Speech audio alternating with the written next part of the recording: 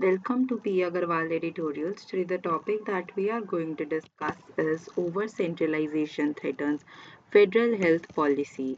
तो बेसिकली इसमें अब हम क्या देखते हैं कि सुप्रीम कोर्ट ने जैसे वर्डिक्ट दिया कि मेरिट बेस्ड होना चाहिए, domicile based reservations post graduate medical policy medical admissions में नहीं होना चाहिए, पर लेकिन इन्होंने आर्टिकल 14 तो साइड कर दिया कि राइट टू इक्वालिटी है इसलिए, पर ये ओवरलुक कर दिया कि डोमिसाइल कोटास का क्या रोल रहता था state specific health care needs को फुलफिल करने में।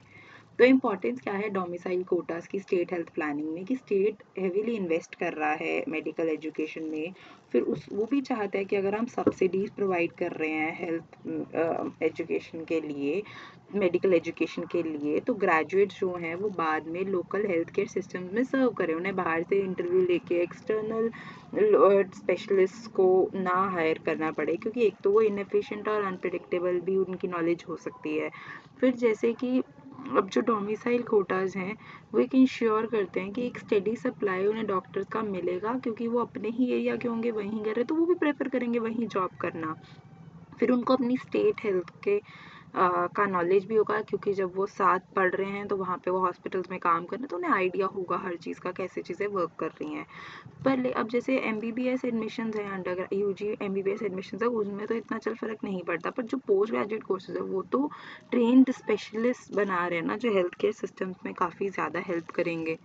Negative impact on state medical education investment, तो अगर ऑब्वियसली अगर सबके लिए ही ओपन हो जाएगा तो स्टेट्स को भी सोचने पे मजबूर हो जाएंगे हम क्यों इतना इन्वेस्ट करें, जबकि हमें तो बाहर से ही जब रिक्रूट करने पड़ रहे हैं, तो अगर वो अपने ट्रेन स्पेशलिस्ट रिटेन भी नहीं कर पा रहे तो वो नहीं करेंगे उनको इतना प्रायोरिटाइज अपनी मेडिकल कॉलेज फंडिंग को। तो हो सकता है इससे इंफ्रास्ट्रक्चर का डिक्लाइन हो जाए, रीजनल हेल्थ केयर डिस्पैरिटीज़ आ जाएं। देन सेंट्रल इंस्टीट्यूशंस जैसे कि एम्स, पीजीआईएम, एमईआर, जिपमर, तो ये सारे एडमिशन ऑटोनॉमी अपनी रिटेन करते हैं। स्टेट मेडिकल कॉलेजेस को इस वक्त डिसएडवांटेज मिल रही है।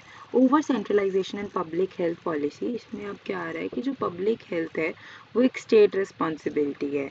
तो गवर्नमेंट मेडिकल कॉलेजेस वो सिर्फ एकेडमिक इंस्टीट्यूट नहीं है, बल्कि एक स्टेट हेल्थ केयर इंफ्रास्ट्रक्चर का बहुत इंटीग्रल, बहुत इंपॉर्टेंट पार्ट है। तो एक्सेसिव सेंट्रलाइजेशन से स्टेट उनके लिए पॉलिसीज बनाने में रिस्ट्रिक्ट होती जाएगी। Then flawed notion of absolute meritocracy, तो हर चीज़ में हम ये भी नहीं कह सकते कि जैसे जजमेंट ने बोला है कि राइट मेरिट बेस्ड सिस्टम होना चाहिए सिर्फ और सिर्फ, पर लेकिन अब नीट पीजी के रिजल्ट्स तो ये भी इश्यूज रिवील करते हैं कि जो क्वालिफाइंग नेगेटिव मार्क्स से भी कर रहे हैं due to percentile based cut off, उनको भी फिर सीट्स मिल रही हैं क्योंकि वैकेंट पड़ी हैं तो वो भी ले रहे हैं। तो इसमें भी मेरिट को भी हम सिर्फ एक आइसोलेशन में नहीं देख सकते ब्रॉड कॉन्टेक्स्ट में कि हेल्थ केयर एक्सेसिबिलिटी और सोशल इक्विटी में कोई मतलब फ़ायदा होगा उस तरह। The need for policy reconsideration, तो हमें पॉलिसी को दोबारा देखने की ज़रूरत है, क्योंकि स्पेशलिस्ट को रिटेन करना सबसे ज़्यादा ज़रूरी है इस वक्त। The 1984 Pradeep Jain ruling on merit based admissions was based on a different health care scenario, तो वो एक वहाँ पे डिफरेंट चीज़ थी, यहाँ पर डिफरेंट चीज़ है। यहाँ पर अब सबसे ज़्यादा इंपॉर्टेंट चीज़ हमारे लिए ये बन गई है कि हम स्पेशलिस्ट को रिटेन कर पाएँ स्टेट में।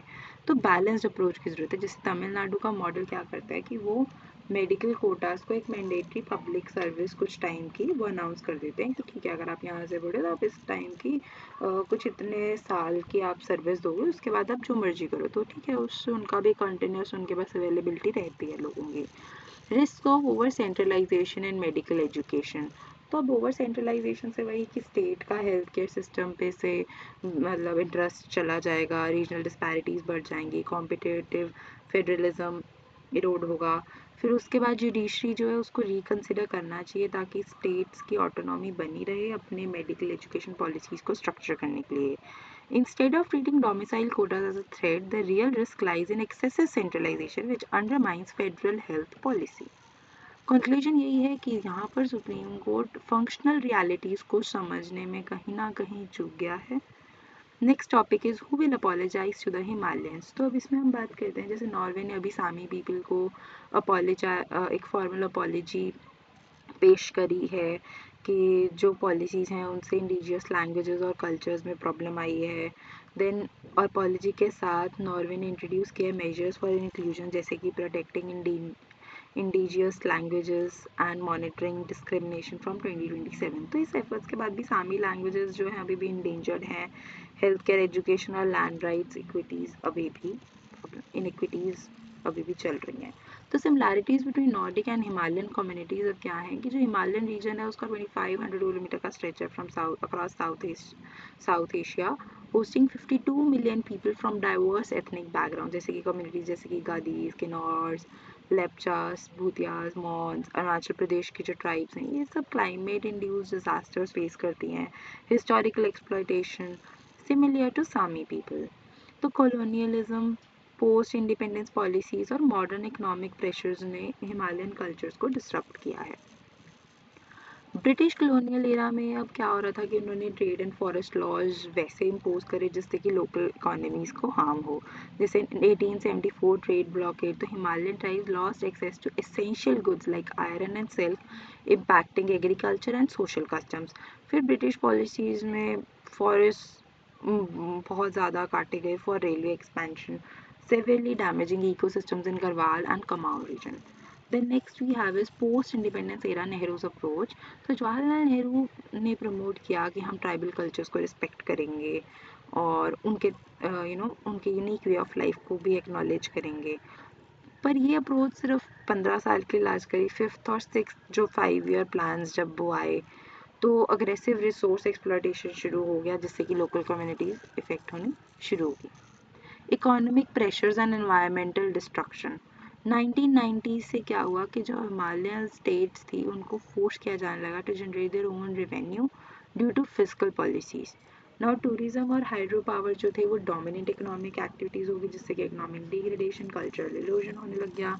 Economic pressures and environmental destruction में अब हम एक स्टडी देखते हैं जैसे कि hydro power projects in Arunachal Pradesh.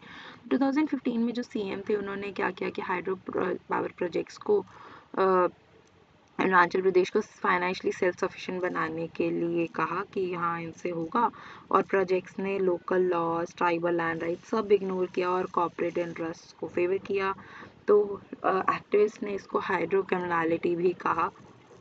Then need for acknowledgement and apology, तो जैसे नॉर्वे ने सामी पीपल को इम्पोर्टेंस शो करी है उनको एक अपॉलॉजी करके। सिमिलर इनजस्टिस ही तो हिमालयन रीजन में भी हुआ है, वहाँ पे भी ट्रेडिशनल प्रैक्टिसेस और इथनिक डाइवर्सिटी को मार्जिनलाइज किया गया, इतना फोकस नहीं किया गया। तो क्वेश्चन ये भी है कि who will apologise to Himalayans, तो उनको भी तो एक अपॉलॉजी की ज़रूरत है। Sustainable inclusive development must replace the profit driven exploitation of Himalayan communities.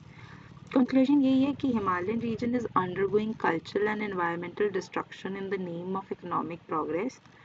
तो हमें भी नॉर्वे से लेसन लेके नॉर्वे ने जैसे अपनी गवर्नमेंट को अकाउंटेबिलिटी को बनाया है, प्रोटेक्शन करने की बात करी है, सस्टेनेबल पॉलिसीज लाने की बात करी है, तो वैसे ही इंडिया को भी हिस्टोरिकल और ऑनगोइंग इनजस्टिस जो हैं उनको रिकॉग्नाइज करना चाहिए और हिमालयन कम्युनिटीज़ के लिए काम करना चाहिए। Thank you.